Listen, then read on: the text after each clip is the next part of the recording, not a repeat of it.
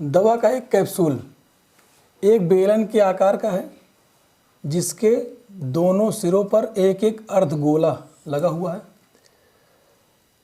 पूरे कैप्सूल की लंबाई 14 मिलीमीटर है और उसका व्यास 5 मिलीमीटर है। इसका पृष्ठीय क्षेत्रफल ज्ञात करना है आपको। चलिए, ये रहा आपके पास। अगर मैं इसको ऐसे मिला दूं, इसको ऐसे मिला दूं, तो ये अर्धगोला बन जा रहा है ना। इधर से एक बेलन है इस तरफ, ठीक, और दोनों कोनों पर, किनारों पर अर्धगोला लगा हुआ है। इसका पृष्ठीय क्षेत्रफल चाहिए। तो पृष्ठीय क्षेत्रफल के लिए देखिए ध्यान से, इस गोले का वक्र पृष्ठीय क्षेत्रफल दिख रहा है, क्योंकि ये तो अंदर हो जाएगा ना, तो संपूर्ण पृष्ठ निकाला नहीं जाएगा। तो ये वक्र पृष्ठीय क्षेत्रफल इस अर्धगोले का, वक्र पृष्ठीय क्षेत्रफल इस अर्धगोले का, और दोनों अर्धगोलों को अगर हम मिला दे तो हो जाता है गोले का पृष्ठीय क्षेत्रफल भी आप कह सकते हो इसको, ठीक। तो फिलहाल अभी जैसे प्रश्न में है वैसे हम लोग लिखेंगे। इस अर्धगोले का क्षेत्रफल और इस अर्धगोले का क्षेत्रफल, और दोनों चूंकि समान है तो एक अर्धगोले का क्षेत्रफल गुणे 2 कर देना है, तो आपका दोनों अर्धगोलों का क्षेत्रफल आ जाएगा। और इधर बेलन का वक्र पृष्ठीय क्षेत्रफल, इतना निकाल करके जोड़ दीजिए, आपको पूरे कैप्सूल का वक्र पृष्ठीय क्षेत्रफल मिल जाएगा, पृष्ठीय क्षेत्रफल मिल जाएगा। एक्चुअली क्या है, देखो, आप जानते हो कि बेलन का संपूर्ण पृष्ठ ये होता है, सॉरी संपूर्ण पृष्ठ ये होता है, ठीक। बेलन का संपूर्ण पृष्ठ ये है कि इसमें बगल बगल का जो क्षेत्रफल है उसको ले लिया जाए, पार्श्व पृष्ठीय क्षेत्रफल, और साथ में दोनों आधारों का क्षेत्रफल ऊपर नीचे, ठीक, यानी आधार और छत कह लीजिए, इनका क्षेत्रफल भी ऐड कर दीजिए तो क्या बन जाता है, संपूर्ण पृष्ठीय क्षेत्रफल। लेकिन मुझे बताओ, अगर इस पर लगा दिया गया एक अर्धगोला और इधर भी लगा दिया गया अर्धगोला, तो क्या ये आधार दिखाई देगा आपको? आधार तो ढक गया ना अर्धगोले से, तो आधार ढक गया, तो अब आधार अगर नहीं मिल रहा आपको दोनों तरफ से, तो बेलन का क्या निकालना पड़ेगा? केवल वक्र पृष्ठ। क्या निकालना पड़ेगा? केवल वक्र पृष्ठ। अब अर्धगोले की बात करिए, तो अर्धगोले में भी तो ये आधार ढका हुआ है, अंदर की ओर है ना, ये केवल बाहर बाहर का दिख रहा है, और जब सिर्फ बाहर बाहर का दिखता है तो ये क्या बनता है? ये भी वक्र पृष्ठ। तो अर्धगोले का भी वक्र पृष्ठ ही निकालना है और बेलन का भी वक्र पृष्ठ ही निकालना है, और दोनों को जोड़ देना है, आपको मिल जाएगा इस पूरे कैप्सूल का संपूर्ण पृष्ठीय क्षेत्रफल। संपूर्ण पृष्ठीय क्षेत्रफल के लिए हर बार आकृति का संपूर्ण पृष्ठ ही नहीं निकालना पड़ता है, जो दिखाई दे रहा है आपको वो निकालना पड़ेगा, ठीक। तो इसमें इसका आधार और इसका आधार कुल मिलाकर के बेलन का भी आधार है और अर्धगोले का भी आधार है, और वो अंदर की ओर ढका हुआ है, वो दिख नहीं रहा है, इसलिए दोनों का क्या निकालना है आपको? वक्र पृष्ठ, ठीक। चलिए, तो लिखोगे कैप्सूल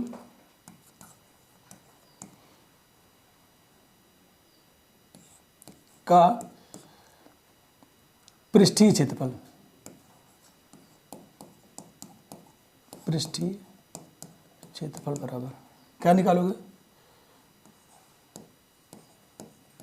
बेलन का वक्र पृष्ठीय क्षेत्रफल प्लस 2 गुणे अर्धगोले का पृष्ठीय क्षेत्रफल। ये 2 गुणे क्यों लिखा मैंने? क्योंकि 2 अर्धगोले हैं दोनों तरफ, ठीक। तो दोनों समान आधार के हैं जब आधार और व्यास समान है तो उनका पृष्ठीय क्षेत्रफल भी समान आएगा, उसका 2 से गुणा करके निकाल देना दोनों को। चलिए, इसके पहले आपको बेलन की ऊंचाई पता होनी चाहिए, आधार की त्रिज्या पता होनी चाहिए, वो चीज़ें हमने लिखा नहीं है। चलिए, उसको पहले सेट कर लिया जाए।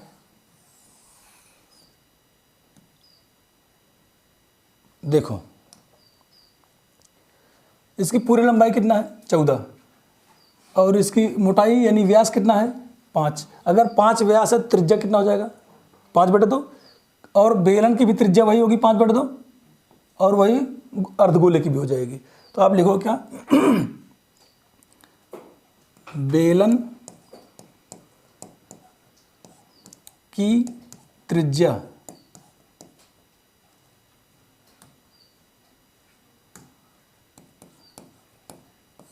बराबर अर्धगोले की त्रिज्या, दोनों बराबर है ना, बराबर 5/2 सेंटीमीटर। सेंटीमीटर है मिलीमीटर, मिलीमीटर है, जो भी मात्रक है वही लिखिए। ठीक, तो बेलन की त्रिज्या बराबर अर्धगोले की त्रिज्या बराबर 5/2 मिलीमीटर। ठीक, अब क्या चाहिए, तो अर्धगोले के लिए केवल त्रिज्या से ही हमको मतलब होता है, 2πr², है ना। इसमें हमको ऊंचाई भी चाहिए होगा बेलन में, तो आप क्या लिखोगे, बेलन की ऊंचाई, बेलन की ऊंचाई। देखो बेटा, ऊंचाई और लंबाई दोनों एक ही बात है। अब बेलन अगर आप ऐसे बनाते हो, इसे क्या कहते हो, ये ऊंचाई है, और इस बेलन को, ये जो ऊंचाई है, अगर मैं बेलन को ऐसे कर दूं तो ये लंबाई बन जाता है। तो लंबाई कहो ऊंचाई कहो, बात एक ही है। ठीक है, तो ये बेलन इस तरीके से बना हुआ है, तो भी हम इसको ऊंचाई ही कहेंगे। अब ऊंचाई यहाँ से यहाँ तक है बेलन की, सॉरी कहाँ जा रहा है भाई, बेलन की ऊंचाई ये है। ठीक, ये बेलन की ऊंचाई है यहाँ से यहाँ तक। तो इसमें क्या कम होने वाला है, देखो इधर से इसकी त्रिज्या और इधर से इसकी त्रिज्या कम कर दिया जाए तो क्या बचेगा, बेलन की ऊंचाई बचेगी, यानी बेलन की लंबाई बचेगी। तो बेलनाकार भाग की लंबाई के लिए दोनों तरफ से त्रिज्या घटाना पड़ेगा। अब दोनों तरफ त्रिज्या घटाओगे तो 2.5 इधर घटेगा, 2.5 इधर घटेगा, 5 सेंटीमीटर घट जाएगा, है ना। तो हम क्या लिखेंगे, बेलन की ऊंचाई बराबर 14 - 5 मिलीमीटर। ठीक, तो 14 - 5 कितना हो जाएगा, 9 मिलीमीटर। ठीक, ये बेलन की ऊंचाई हो गई। अब आप सूत्र में मान रखिए, तो ये होगा 2πRh, इसका वक्र पृष्ठीय क्षेत्रफल यही होगा, प्लस 2 × 2πr², 2πr²। आप देखें दोनों में 2πr कॉमन हो रहा है, हो जाएगा। तो यहाँ क्या बचेगा, h, और यहाँ से जब 2πr कॉमन हो तो एक 2 बचेगा और एक r बचेगा, प्लस में 2r, यही बचेगा ना। अब वैल्यू रखिए, पाई की वैल्यू इसमें क्या रखनी है, कुछ दिया गया है नहीं, तो क्या 22/7 रखने पर काम चलेगा, 3.4 रखने पर काम चलेगा, या फिर पाई में ही छोड़ दें। अगर कोई वैल्यू नहीं दिया गया रखने के लिए, क्या हुआ,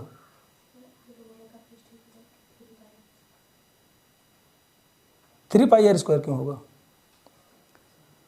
वो संपूर्ण पृष्ठीय क्षेत्रफल होता है। मैंने अभी आपको यही बताया कि आपको वक्र पृष्ठीय क्षेत्रफल निकालना है। ठीक है, ये वाला आधार तो इसका ढका हुआ है ना, ये तो अंदर है, वो संपूर्ण पृष्ठीय होगा, इसमें केवल 2πr² लगेगा। इसको लिखोगे 5/2, इधर h कितना है 9, प्लस में 2 × 5/2,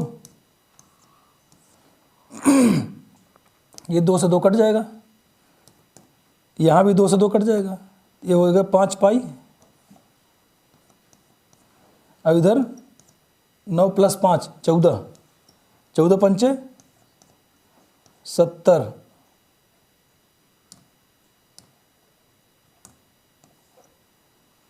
70 पाई। अब पाई का मान रखोगे तो मेरे ख्याल से एडजस्ट किया जा सकता है पाई के मान को, 22/7 रखो कट जाएगा ना, तो रख दीजिए। तो 70 अगर ना कट रहा होता, ध्यान समझिए, अभी कट जा रहा है 22/7 रखने पर, अगर नहीं कट रहा होता है तो आपको बहुत ज़रूरी नहीं होता कि पाई की वैल्यू रखबे करें। आप सीधा सीधा क्या काम करेंगे, उसको पाई के रूप में उत्तर दीजिए, जैसे 70 पाई वर्ग मिलीमीटर सेंटीमीटर जो भी रहेगा छोड़ दीजिए वहीं पे। ठीक, हालांकि यहाँ कट जा रहा है, काट दीजिए इसको, 70 से 7 को काटेंगे 10 बार में कटेगा ना, तो ये हो जाएगा कितना, 22 दामा 220 मिलीमीटर स्क्वायर ना, वर्ग मिलीमीटर। ये आपका हो जाएगा पृष्ठीय क्षेत्रफल, आंसर हो जाएगा। कोई दिक्कत समझे हो।